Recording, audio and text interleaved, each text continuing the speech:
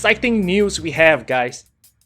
Definitely, many of you have already heard, but for those who haven't, or if you would like to hear a second opinion from me, Payday 2 is resuming development. In fact, the next DLC will be coming out pretty soon, but we'll look over that in a bit. So let's summarize what's happening or has already happened to Payday 2 as a Steam store product. New Starbreeze CEO Mikhail straight up addresses the breaking of the previous Ultimate Edition's promise of all future DLC will be free, reasoning that they want to make more of Payday 2 and need our support to make more content. Obviously, when he says content, we're thinking Payday 3. With that elephant in the room addressed, the previous Ultimate Edition is now renamed the Legacy Collection, or basically to me, Payday Game of the Year 2019. Even the previous Ultimate Edition trailer has been altered to reflect that. Then another change is that DLCs can be purchased individually again, or as the CEO calls it, the a la carte option. Along with that, bundles will also be created to give players more options, like the now available Gauge vs Bikers bundle, which as the name suggests is Gauge stuff and Biker stuff. And that's it for the announcement. However, whether Simon Viklund will be involved or not still remains to be seen. At the very least, he has, when asked on Twitter, responded that Starbreeze hasn't contacted him. Side note, the GTFO Alpha is releasing today and I will be streaming it later, so if you're free to, come and have a look. Okay, back to topic. Let's look at the newly teased content, Border Crossing Heist. For now, there isn't much information on the store page, not even a full description or a price tag. All we have is 5 pictures, a November 2019 release date, and 19 new achievements. But all this in itself does already explain a lot. The 19 achievements were found to have the ID prefixes of Max and Max 2, which, knowing Payday 2's naming style, is the equivalent of 2 new heists. And taking away the usual 8 difficulty achievements, that leaves us with 3 unique ones. And that's not all. The temporary achievement images themselves actually contain an augmented reality game or ARG puzzle, which I'll cover in another video, leading to an extra teaser. Looks like a floor plan for something, huh? Aside from that, the 5 store pictures also says a fair bit. The first picture looks something like an underground tunnel. If you were to ask me, this is either the spawn point or escape point for the players. Then the second picture looks suspiciously similar in setup to Election Day Day 2. If we were to zoom into the sign, we'll see mentions of airport and aircraft. A non-civilian and privately owned airport maybe?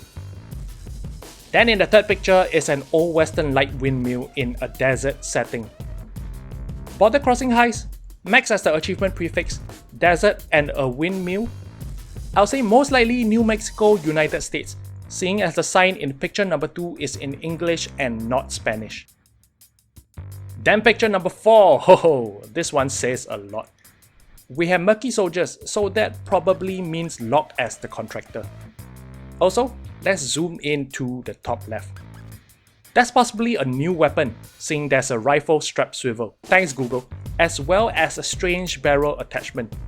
But it's too soon to assume, so let's not jump the gun. Get it? Then picture number 5. Again, looks like nothing much. But look carefully, what do we see? Motorcycles.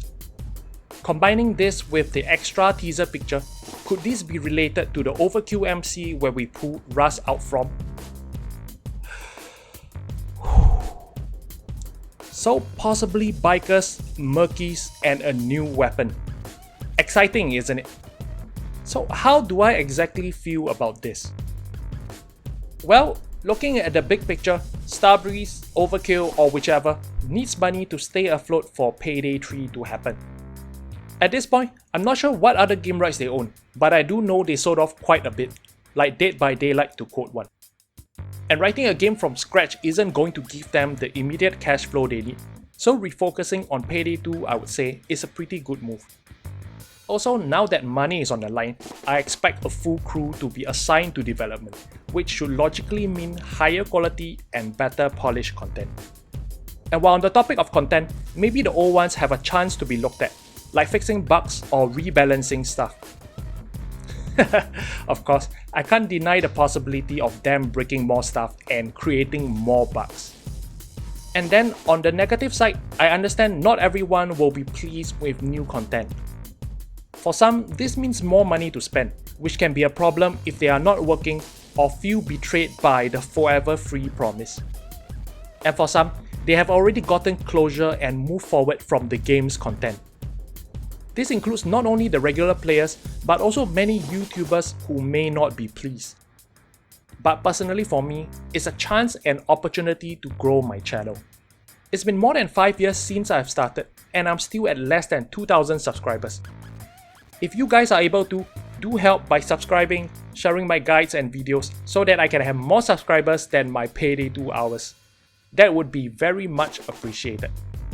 Aside from that, as a player of the game, the feeling of waiting for new content to drop is back. Those were the days. So what about you guys? How do you feel?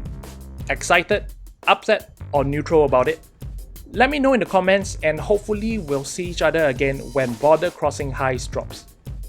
Have a good day.